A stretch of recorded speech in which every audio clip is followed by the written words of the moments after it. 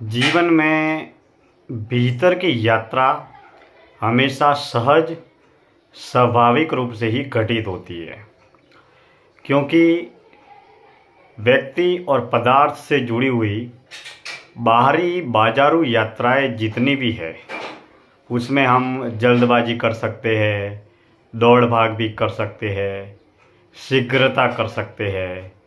लेकिन मौन की यात्रा, भक्ति की यात्रा, ध्यान की यात्रा, साधना की यात्रा, सत्य की यात्रा, जो भीतर की यात्रा है वह हमेशा सहज स्वाभाविक रूप से ही घटित होती है और सहज स्वाभाविक रूप से ही घटित होगी।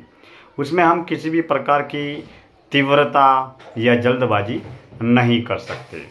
जैसे मान लीजिए मुंबई में हम रहते हैं और मुंबई से मान लीजिए हमें दिल्ली जाना है और दिल्ली हमको कुछ ही घंटों में जाना है, तो हम फ्लाइट से जा सकते हैं। और उससे भी थोड़ा एक दिन में जाना है, 2 दिन में जाना है तो बाय ट्रेन से जा सकते हैं। इसके बाद में अगर मान लीजिए और भी लेट जाना है तो बस से जा सकते हैं, 4 व्हीलर से जा सकते हैं, मोटरसाइकिल से जा सकते हैं, पैदल जा सकते हैं। तो बहुत सारे लक्ष्य एक ही है, लेकिन एक ही लक्ष्य पर पहुंचने के कई अलग अलग तरीके के रास्ते हैं। अब जिसे बहुत ज़्यादा अतिशीघ्र पहुंचना है वह बस से भी नहीं जाएगा, ट्रेन से भी नहीं जाएगा और सीधे फ्लाइट से जाएगा और 1-2 घंटे में दिल्ली पहुंच जाएगा। तो बाहर की जो यात्रा है, उस बाहर की बाजारू यात्रा में हम जल्दबाजी भी कर सकते हैं। और विशेष रूप से जो बाहर की यात्रा है उसमें हम बहुत सारे लोगों को साथ में लेकर भी चल सकते हैं। जैसे कहीं पर भी घूमने जाना है, पिकनिक जाना है, यात्रा पे जाना है, तीर्थ पे जाना है, तो हमारे घर वाले, परिवार वाले, दोस्त, मित्र, रिश्तेदार सभी लोगों को साथ में लेकर हम चल सकते हैं। लेकिन जो भीतर की यात्रा है वो बहुत ही अनूठी यात्रा है। भीतर की यात्रा में हर व्यक्ति एक अकेला ही होता है। हम जब मौन रहते हैं तो एक अकेले होते हैं, जब हम ध्यान करते हैं तो एक अकेले होते हैं। हो सकता है हमारे साथ में कई बार ध्यान साधना शिविरों में हमारे साथ में बहुत सारे साधक मित्र होते हैं, जो 50 साधक मित्र, 250 साधक मित्र या 500 साधक मित्र या हज़ारों साधक मित्र हो। लेकिन जब भी हम साधना करते हैं वो हमारे साथ में होते हैं।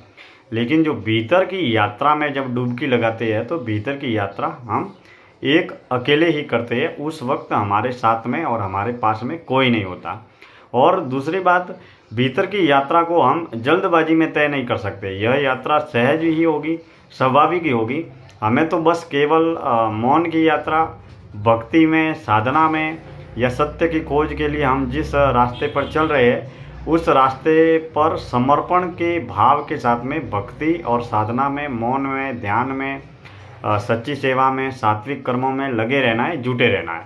बस हम जब जितना समय भक्ति को देंगे, जितना साधना को देंगे, जितनी सच्ची सेवा करेंगे, जितने सात्विक कर्म करेंगे, उतना ही हमारे आंतरिक आध्यात्मिक अंतर्मुखी आत्मकेंद्रित साधना में बल मिलेगा।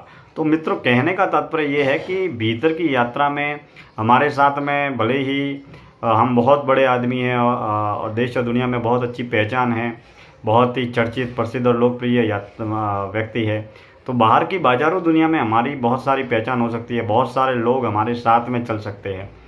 तो लेकिन जब भीतर की यात्रा करते हैं तो भीतर का यात्रा करते वक्त हर आदमी एक होता है, अकेला होता है। और भीतर की यात्रा ज्ञात से अज्ञात की यात्रा होती है। जैसे मान लीजिए कोई भी व्यक्ति मौत के वक्त मरता है तो मरने का कोई पूर्व अभ्यास नहीं होता है, वह पहली बार ही मरता है। तो और मौत के वक्त व्यक्ति के पास में धन दौलत, पैसा, प्रॉपर्टी, मान सम्मान, पद, पुरस्कार, देश और दुनिया में कितनी ही पहचान हो, लेकिन वो किसी भी रूप में कोई भी मदद नहीं कर सकती। धनवान, बलवान, विद्वान, बुद्धिमान, सबको एक न एक दिन मौत होती है। तो मौत के वक्त भी व्यक्ति एक न अकेला ही होता है। तो ठीक उसी तरीके से भीतर की यात्रा भी सहज स्वाभाविक होती है और भीतर की यात्रा भी हमें एक अकेले ही तय करनी होती है। हाँ, एक बात अवश्य है कि भीतर की यात्रा में हमारा कोई अनुभवी व्यक्ति है या अनुभवी गुरुजन है या अनुभवी कोई गुरु है, तो वो हमें शब्दों के माध्यम से, वाणी के माध्यम से, विचारों के माध्यम से बोल कर या बताकर मार्गदर्शन जरूर कर सकता है कि आप ऐसे नहीं ऐसे करो, ऐसे नहीं ऐसे करो, यहाँ आपके गलती हो रही है, तो वो केवल मार्गदर्शन जरूर प्रदान कर सकता है, लेकिन भीतर की यात्रा तय हमको ही करनी पड़ती है। बाहर की यात्रा में क्या होता है कि कोई भी व्यक्ति हमको साथ लेकर बता सकता है, किसी भी तरीके में साथ चल सकता है कि चलो मैं आपको दिल्ली घुमाता हूँ, चलो आप वो तीर्थ स्थल है वहाँ पर घुमा लेता हूँ, चलो वो पर्यटन स्थल है वहाँ पर घुमा लेता हूँ। तो दोस्तों, भीतर की यात्रा एक अकेले ही तय करनी होती है और सहज स्वाभाविक ही होती है। तो आज की जीवन दर्शन यात्रा में इतनी ही बातें। अगर आपको YouTube चैनल के माध्यम से मेरे ये व्यक्तिगत विचार जीवन दर्शन यात्रा के जरिए मैं YouTube पर प्रसारित करता हूँ, आपको अगर पसंद आए और अच्छा लगे तो आपकी सलाह सुझाव मार्गदर्शन का मैं तहे दिल से स्वागत करूँगा। और आप सब हमसे जुड़े इसके लिए तहे दिल से आभार।